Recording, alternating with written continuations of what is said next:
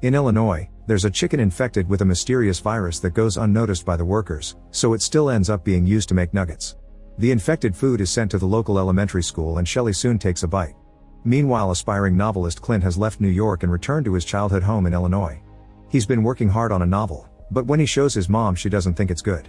Then Clint goes to his old elementary school, where he's taken a job as a substitute teacher. The security guard Rick thinks Clint is his dealer but lets him pass when he confirms his identity. Then Clint parks his car, only for gym teacher Wade to put his huge vehicle next to him, trapping him without a care. Clint has to climb over the back seat and leave through the trunk, noticing someone wrote dirty words on his nasty window. As he makes his way inside, he notices that this school has lots of wild children that misbehave and swear a lot. Clint meets with Vice Principal Sims, who makes him sit on a ball and takes Clint's phone, explaining the no phone policy applies to both teachers and students.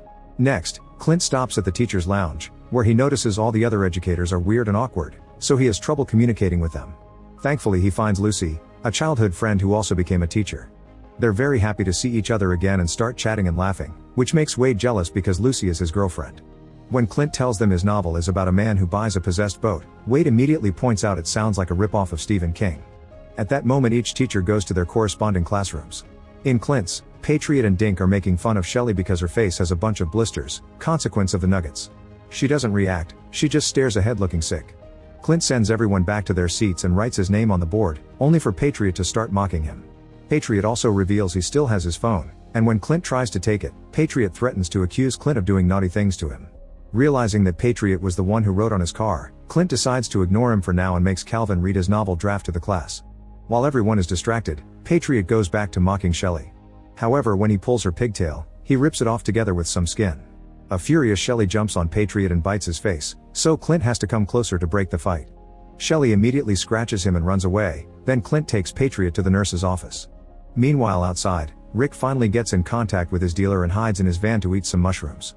Moments later during recess, Clint shares what happened with Lucy, who laughs at the story and makes Wade more jealous. In the playground, Dink approaches Shelley to insult her for hurting Patriot, only for Shelley to attack him too. Soon Patriot starts changing too and runs through the playground, spreading the infected blood to make the other kids change as well. When a teacher comes to check on them, the now zombified children jump on him and start eating him. A second teacher tries to help but she's overpowered and eaten as well. Nearby, Wade is playing with a ball while ranting about Clint's bond with Lucy, so he doesn't notice anything. From his van, Rick does see the carnage and isn't sure if it's real or a hallucination caused by the mushrooms. He still uses his radio to warn Sims, who immediately comes out and tries scolding the children for getting violent. However, the kids just jump on him and eat him too. Inside, Patriot finally transforms too and rushes to the principal's office. Meanwhile, at the teacher's lounge, the adults see what's happening and start panicking. A teacher even presses her emergency button. At that moment, Wade finally turns around and notices the infected children, so he tries to communicate with them. Obviously, the kids don't take him seriously, so Wade starts running and knocks down any child that tries to stop him as if it was a football game. He manages to get back into the building and locks the door, leaving all the children outside. The teachers try to use the phone to call 911, but Patriot has found all the cables in the principal's office and destroyed the phone lines. Wade joins the others in the lounge and they watch the kids pound on the windows, hungry for more human flesh. At that moment, the sheriff arrives, and Rick swallows the rest of the mushrooms in fear of getting arrested. However, as soon as the sheriff gets closer, the children bite his fingers through the fence. Horrified, the sheriff gets back in his car and drives away, only for a kid to come out of hiding in the back seat and attack him, making him crash. Back in the lounge, Wade decides they need to do something, but when he opens the door, Patriot jumps into the room. Wade pushes him away and Patriot tackles Clint, so a teacher uses the chance to throw pepper spray at him. Patriot just moves to attack a different teacher, and the sudden push causes them to end up stuck in the closet. The other adults use the opportunity to run away. One of the teachers tries to leave through a back door, but the kids are waiting there too and kill him. The group runs to the library, where they find Calvin. At first they panic, but soon they realize he isn't infected because he's been hidden in the library reading all morning. In the meantime, Patriot opens the doors for the rest of the zombies to get inside. Wade guides the group to the upper floors and they manage to hide in the music classroom, closing the door right before Shelley can reach them. She keeps her face against the glass and Calvin says that all the children have cooties. Health education teacher Doug thinks he may be onto something and tries to take a closer look at Shelley's blisters through the glass, but she runs away. Then Wade suggests that they should run outside to reach their cars and defend themselves with the instruments. Clint disagrees and thinks they should go to the principal's office to get their phones and call for help. While the two men argue like children, Patriot starts breaking all the cell phones one by one. Lucy finally gets tired of the fight and proposes to wait until the parents come to pick up their kids, which everyone agrees to. Outside, Rick stays safe in his van and watches the massacre get worse by the second. He turns on the radio to cover the noises of death and even hallucinates a giraffe next to him. Unfortunately, the music is cut off by an emergency broadcast. It turns out kids all over the city are transforming and attacking their parents. While they wait, Lucy notices Clint's scratch from Shelley. Fearing that Clint may be infected, Wade immediately locks him up in the adjacent room. Doug is desperate for answers, so he follows Clint and makes a very thorough examination that leaves his hands covered in body fluids. Then Doug informs the rest of the group that Clint does have symptoms, but it's something similar to the flu and not what the kids have. Hours pass and the kids entertain themselves with the body parts of their victims. When it's finally 3 o'clock, the teachers release Clint and go together to the roof to wait for the parents. However, when a mother finally arrives, she has earphones on and is in the middle of a call, so she doesn't hear the teachers and Calvin yelling for help. Her child soon gets in the car and proceeds to eat the baby in the backseat while the mother just keeps on chatting. She doesn't react until the kid turns to eat her as well. At that moment, a teacher's leg gets grabbed by Tamara and everyone panics, but it turns out she isn't infected and joins the group. The other kids finally hear them and start climbing the wall, so the group gets back inside and runs to hide in a stage room. Wade pushes the door to keep the kids out, but Dink manages to sneak in and grabs Doug, so Wade takes a fire extinguisher and beats him up to death. Lucy tries to keep the two healthy kids distracted from the violence and Doug takes a closer look at the body, discovering the blood is black. He drags Dink into the bathroom and starts dissecting him while Tamara discovers she was scratched, so Lucy sends her to wash the wound. Then she approaches Wade to discuss his jealousy. Wade had been planning to propose to Lucy, however he started to have doubts when he saw her with Clint because she never smiled like that for Wade. He insults her and asks to be left alone. Minutes later, Doug finishes his dissection and shares his conclusions while showing off the kid's brain. Most of the cells are dead and decomposing, so the children can only do basic things like jump and eat but nothing else, meaning they aren't really human anymore. He's sure that this is caused by a virus, and when Lucy points out that Clint and Tamara didn't get infected, Doug asks Tamara if she got her monthlies and wears a bra. Tamara says yes, which confirms Doug's theory: the virus only affects those who haven't gone through puberty. Suddenly, Patriot turns off all the lights and triggers an alarm. As the teachers panic, they notice that Calvin is unconscious. It turns out he has diabetes and needs to eat something as soon as possible. At that moment they hear noises through the walls and worry that the children may be getting closer. Someone starts shaking the door and in a moment of fear, Lucy admits she can't marry Wade. The door then opens, but it's just the janitor. Unfortunately, the kids soon break in as well, so the group starts running again and the janitor guides them to hide in the boiler room. He doesn't have any food, but he has a radio and they learn that the city is evacuating, meaning nobody will come to help them. As everyone loses hope, Clint comes up with a plan. Using the ducks, they could reach the teacher's room to get some food for Calvin and Wade's truck keys. The only adult small enough to get through the ducks is Clint, and before he leaves, Tamara gives him the cootie shot.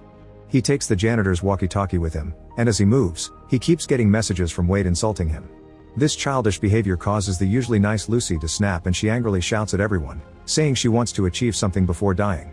Then she says she hates every teacher and gets in the ducks too to help Clint. As the duo crawls through the ducks, they see a child in a corridor, so they freeze to avoid detection. The kid still hears something and takes a closer look, but thankfully it's too dark to see anything and the child goes back to playing.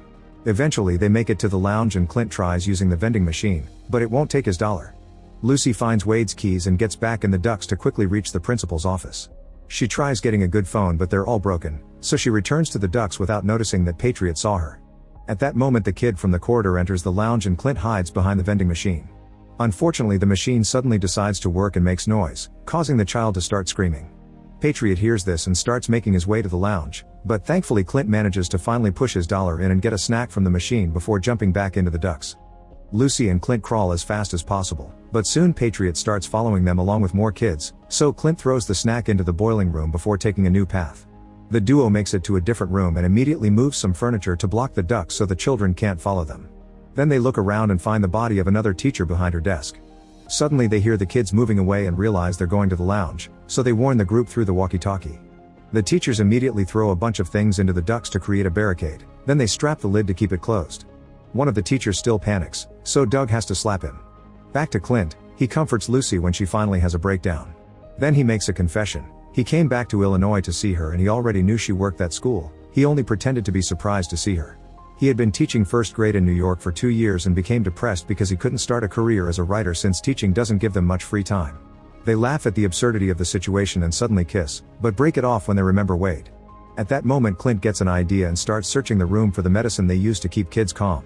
Meanwhile, Wade calls Lucy on the walkie-talkie and apologizes for his behavior, admitting he was jealous because he felt inferior to some fancy writer from New York. Feeling guilty, Clint takes over the walkie-talkie and admits he's a loser, giving his blessing to Wade's and Lucy's relationship. Then both groups agree on a plan, and their walkie-talkie signals are picked up by Rick's van radio.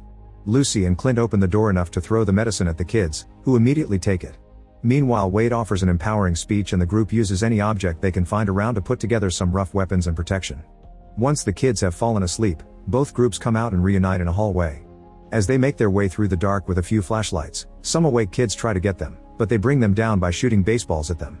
After a bunch of perfectly shot attacks, Wade runs out of balls, so the janitor stays behind to fight with his amazing martial arts skills while the group runs outside. The front yard is full of creepy children, so the group starts hitting them with a variety of sport gear and instruments to make their way to Wade's vehicle. The fight is fierce, but their teamwork is stronger, and after a few close calls they reach the truck. Unfortunately, Wade is stuck with the horde, so he throws his keys at Clint and tells him to protect Lucy. Then he continues to fight the kids so the others can escape. Lucy doesn't want to leave him, but Clint drags her into the vehicle. As they drive away, they don't notice that Patriot has climbed on top of the truck. When Clint notices that they're almost out of gas, Patriot reaches through the window and tries to kill Clint, causing him to slam the brakes and throw the kid on the road. Hungry for revenge, Clint doesn't hesitate to drive toward Patriot and crush him against a tree. Eventually the group reaches Danville and the truck finally runs out of gas. The town is empty and there are plenty of bodies on the streets. When the group checks the windows at a shop, they learn that the virus has already spread all over the country and it's been tracked to a chicken factory in Illinois. Doug says he might be able to make a vaccine if he can put his hands on a nugget. At that moment a bunch of zombie kids appear behind them, so the group runs inside the nearest building, which turns out to be a children's playground. After locking the doors, they notice an abandoned party and Doug gets to salvage a nugget. There are also the bodies of the employees on the floor. They move into another room and suddenly a light comes on to reveal a whole horde of monster children waiting for them inside the climbing game. The group is about to lose hope, but to their shock a few kids fall dead. They were killed by Wade and the janitor, who managed to escape. Wade tells everyone to run outside, where Rick is waiting in the van. On their way out, the group blocks the game with a giant ball to trap the kids. Then Wade sprays gasoline all over the place and throws a match to start a fire, leaving all the zombies to burn down while he escapes in the van with his co-workers. Make sure to subscribe and turn on notifications so you can watch more videos like this. Thanks for watching.